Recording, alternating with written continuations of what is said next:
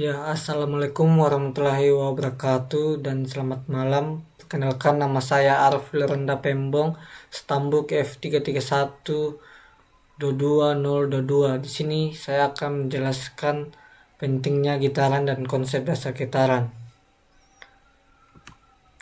Pendahuluan, mengapa gitaran penting? Gitaran adalah fenomena fisika yang fundamental dan hadir di mana-mana dalam kehidupan kita, dari denyut jantung hingga gempa bumi. Gitaran mempengaruhi segala aspek, termasuk kenyamanan, keamanan, dan umum struktur bangunan, mesin, serta alat transportasi. Memahami gitaran adalah kunci untuk merancang sistem yang lebih andal dan aman. Sebagai contoh nyata, gempa bumi dapat menyebabkan kerusakan parah pada bangunan jika tidak dirancang untuk menahan getaran.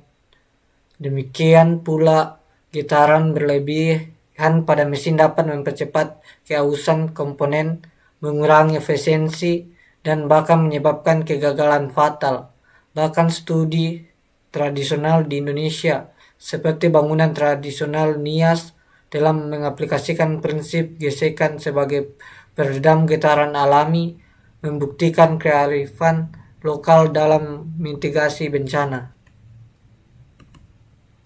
Elemen dasar getaran. Setiap sistem yang bergetar terdiri dari 3 elemen fundamental yang saling berinteraksi. Yang pertama itu massa atau M. Setiap benda yang bergetar memiliki massa yang merupakan penampung energi kinetik.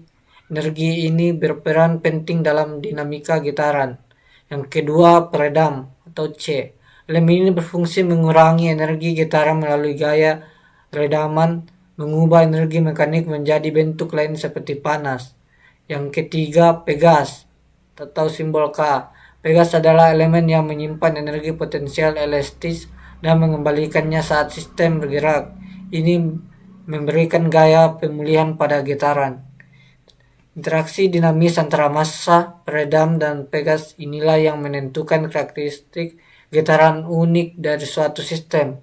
Memahami elemen-elemen ini krusial untuk analisis dan desain rekayasa. Adapun derajat kebebasan atau degree of freedom. Derajat kebebasan atau disingkat DOFF adalah jumlah koordinat independen yang diperlukan untuk menentukan posisi sistem pada setiap saat. Ini mengindikasikan kompleksitas gerak suatu sistem. Yang pertama, sistem 1 derajat kebebasan atau 1 DOF. Sistem ini hanya memiliki satu arah gerak bebas. Contoh klasik adalah bandul sederhana yang berayun hanya dalam satu bidang atau massa yang bergerak di atas pegas secara virtual. Yang kedua, sistem multi derajat kebebasan atau MDOF. Sistem MDOF memiliki lebih dari satu arah gerak bebas, menjadikannya lebih kompleks. Contohnya adalah struktur bangunan bertingkat yang dapat bergerak secara linear, vertikal, dan rotasional di berbagai lantai. Memahami mengenai derajat kebebasan sangat penting karena menentukan sejumlah mana analisis getaran perlu dilakukan dan seberapa kompleks model matematis yang harus digunakan untuk memprediksi perilaku sistem secara akurat. Sistem diskrit dan kontinu. Sistem diskrit terdiri dari elemen-elemen terpisah dengan massa dan kelakuan yang terkonsentrasi pada titik tertentu. Model ini sering digunakan untuk menyederhanakan analisis struktur yang kompleks. Contohnya, model massa pegas sederhana atau struktur jembatan yang disederhanakan menjadi serangkaian massa dan pegas. Yang kedua, sistem kontinu. Massa dan kekakuan didistribusikan secara kontinu di seluruh bagian benda.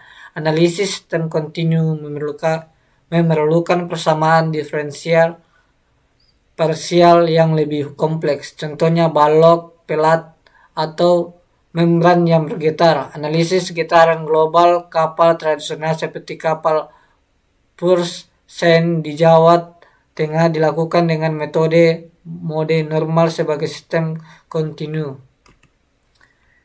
Dan getaran peredam dan tanpa peredam. Getaran tanpa peredam.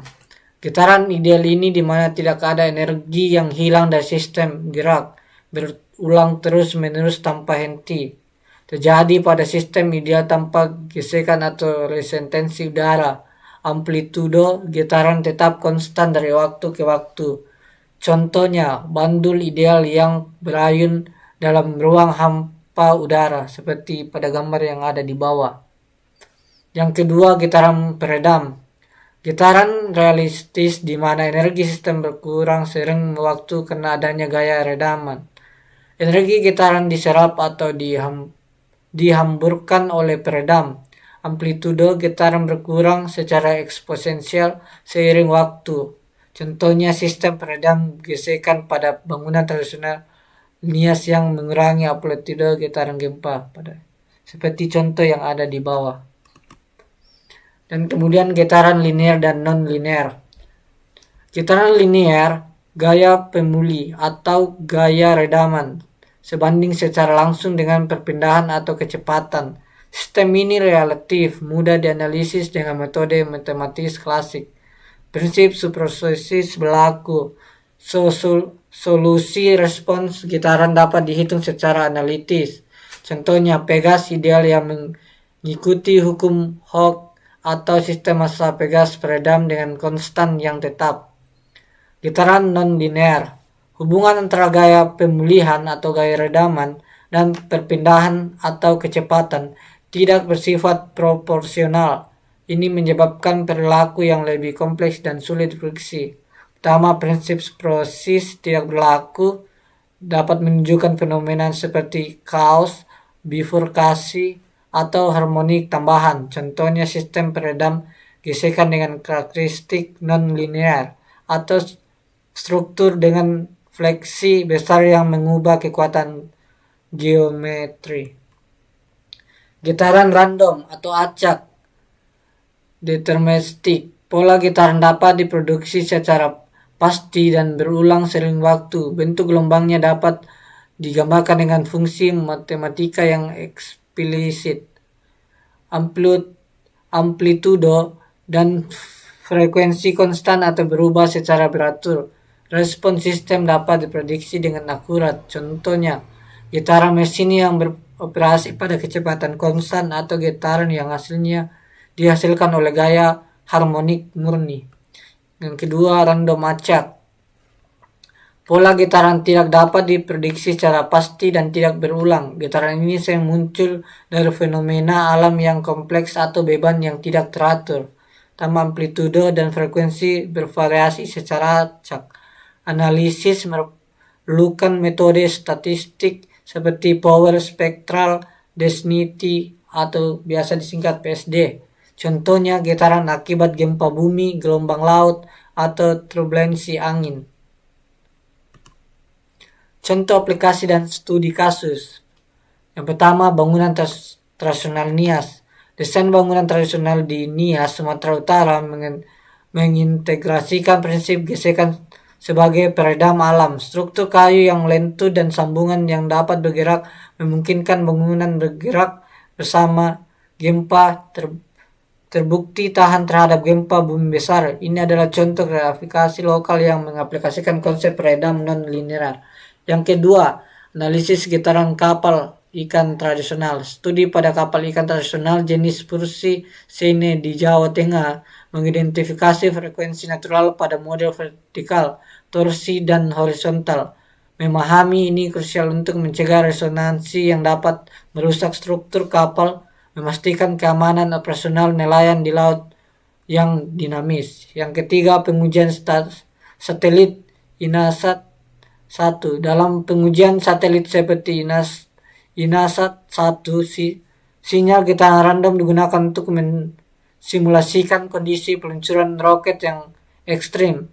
Tujuannya adalah untuk memastikan bahwa frekuensi fundamental satelit berada di luar rentang frekuensi roket peluncur, sehingga satelit tidak mengalami kerusakan resonansi dan dapat beroperasi dengan baik di orbit.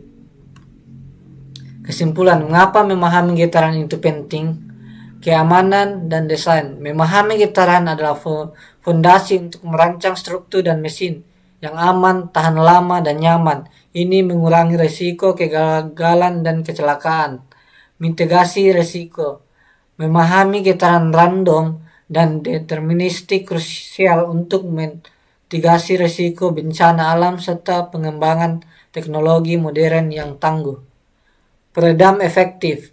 Penggunaan peredam yang tepat dan analisis derajat kebebasan meningkatkan ketahanan terhadap getaran berbahaya, melindungi investasi dan jiwa.